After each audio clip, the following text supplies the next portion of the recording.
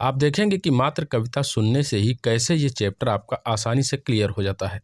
तो पहले आप कविता सुने और उसके बाद हम इसको एक्सप्लेन करेंगे। नमस्कार दोस्तों, स्वागत है आप सभी का द एजुकेशनल चैप्टर पर। दोस्तों, क्या आपने कभी सोचा है कि जीव विज्ञान की इतनी शाखाओं का आधार कैसे रखा गया और इसके पीछे कौन कौन से महान वैज्ञानिक हैं? आज का हमारा ये वीडियो देगा आपको जीव विज्ञान की शाखाएं और उनके जनकों के बारे में पूरी जानकारी, वो भी बेहद आसान और रोचक तरीके से, क्योंकि आज हम आपको जीव विज्ञान की शाखाओं के नाम और उनके जनकों को एक पोएम के माध्यम से याद करवाएंगे। आप देखेंगे कि मात्र कविता सुनने से ही कैसे ये चैप्टर आपका आसानी से क्लियर हो जाता है। तो पहले आप कविता सुने और उसके बाद हम इसको एक्सप्लेन करेंगे। तो चलिए कविता सुनते हैं।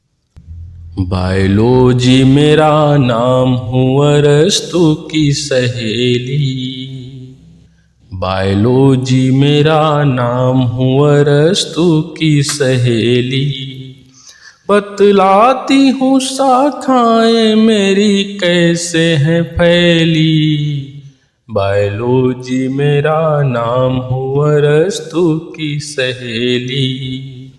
कि रॉबर्ट हुक ने कोशिका विज्ञान बताया, जोनास साल्क पोलियो वैक्सीन ले आया, आधुनिक वनस्पति साइंस के संग संग वर्ग की क्या होती है दुनिया को लीनियस ने बताया।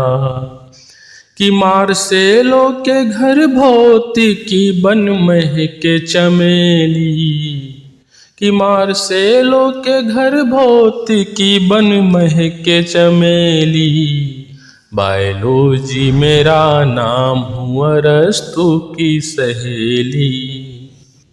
कि होती है क्या वनस्पति फ्रस्टेट ने जानी, कि होती है क्या वनस्पति फ्रस्टेस ने जानी, और हिप्पोक्रेटस की चिकित्सा विश्व ने मानी।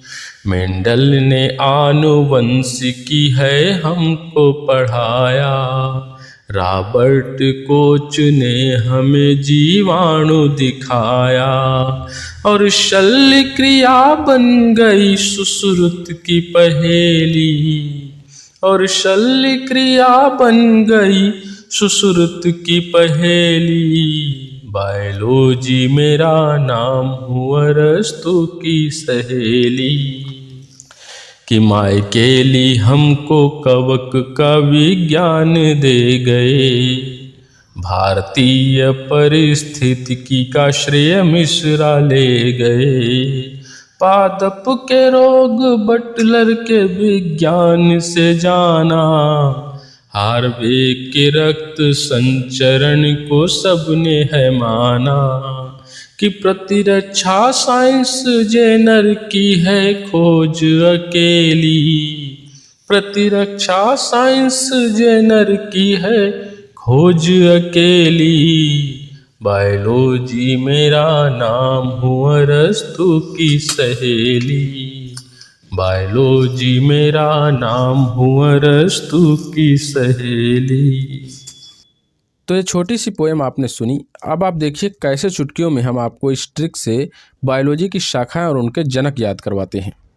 देखिए, पहली पंक्ति में आपको दो नाम दिख रहे हैं, एक है बायोलॉजी और दूसरा है अरस्तु।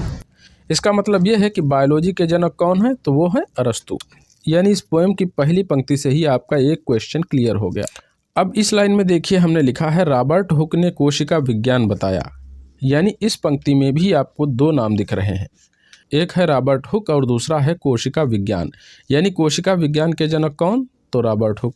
इसी प्रकार अगली लाइन में हमने जोनास साल्क और पोलियो वैक्सीन का संबंध बताया है, यानी आप रिलेट कर पाएंगे कि पोलियो वैक्सीन के जनक और खोजकर्ता कौन है, तो वो जोनास साल्क है। अगली दो पंक्तियों में आधुनिक वनस्पति साइंस और वर्गीकी का संबंध हमने लीनियस के साथ बताया है, यानी आधुनिक वनस्पति विज्ञान और वर्गीकी के जनक लीनियस माने जाते हैं। और इस मिसरे की अंतिम लाइन में भौतिकी का जिक्र है, जिसके जनक मार्सेलो माने जाते हैं, वो भी हमने इसी लाइन में इंक्लूड कर दिया है। तो आपने मात्र इस एक मिसरे से सीखा कि बायोलॉजी के जनक कौन, तो वो अरस्तु, कोशिका विज्ञान के जनक कौन, तो रॉबर्ट हुक, उसके बाद पोलियो वैक्सीन को खोज करता तो ये जोनास साल्क। आधुनिक वनस्पति विज्ञान और वर्गीकी के जनक कौन, तो ये लिनियस। और अंत में भौतिकी के जनक मार्सेलो। यानी कि मात्र एक मिसरे से हमने 6 वैज्ञानिकों को याद कर लिया है।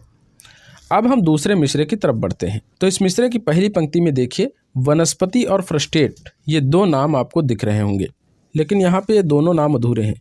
फिर भी आप इन दोनों नामों से असली नामों को रिलेट कर पाएंगे।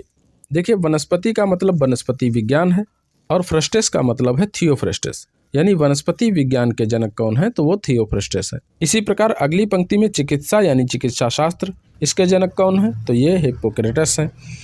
उसके बाद आनुवंशिकी के जनक मेंडल यानी कि ग्रेगर जॉन मेंडल हो जाएगा। उसके बाद देखिए रॉबर्ट कोच जीवाणु यानी कि जीवाणु विज्ञान, तो जीवाणु विज्ञान के जनक कौन, तो रॉबर्ट कोच हो जाएंगे। और अंतिम लाइन में आप देख रहे हैं शल्य क्रिया के जनक कौन है, तो वो सुश्रुत हमने लिख रखा है। तो इस प्रकार 2 मिसरे यहाँ पर कंप्लीट होते हैं। अब हम चलते हैं अपने अंतिम मिसरे की तरफ। इसमें आपको पहली पंक्ति में माइकेली और कवक विज्ञान ये 2 शब्द दिख रहे हैं। तो यहाँ साफ पता चलता है कि कवक विज्ञान के जनक कौन है, तो वो माइकेली है।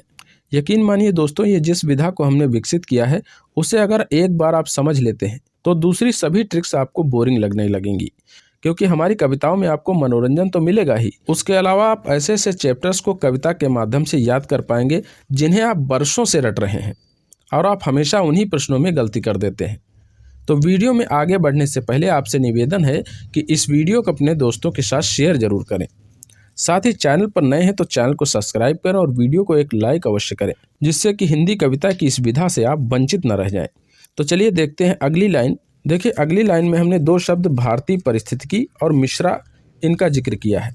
तो यहाँ पे मिश्रा का मतलब हो जाएगा रामदेव मिश्रा। यानी कि भारतीय परिस्थितिकी के जनक कौन है, तो वो रामदेव मिश्रा है। उसके बाद यहाँ देखिए पादप रोग विज्ञान के जनक हमने बटलर लिखा, तो बटलर का पूरा नाम एजे बटलर है, इसे आप याद रखेंगे। अगली लाइन में हार्वे और रक्त संचरण, ये अधूरे नाम हमने लिखे हैं, लेकिन आप समझ गए होंगे कि रक्त संचरण माने रक्त परिसंचरण और हार्वे का मतलब विलियम हार्वे से है। आप इसे आसानी से रिलेट कर सकते हैं। अब अंतिम पंक्ति में प्रतिरक्षा विज्ञान के जनक जेनर यानी कि एडवर्ड जेनर को हमने बताया है। तो इस तरह इस कविता के माध्यम से आपने 16 महत्वपूर्ण बायोलॉजी शाखाएं और उनके जनक के नाम याद किए। हालांकि ज़्यादातर नाम आपको याद हो चुके होंगे, फिर भी यदि कुछ नाम आपको याद न हुए हों तो इस कविता को 2-3 बार सुन लें, जिससे कि ये 16 नाम आपको हमेशा के लिए याद हो जाएंगे। तो चलिए आज के इस वीडियो को यहीं समाप्त करते हैं। मिलते हैं नेक्स्ट वीडियो में एक नए विषय की कविता ट्रिक के साथ। जय हिंद।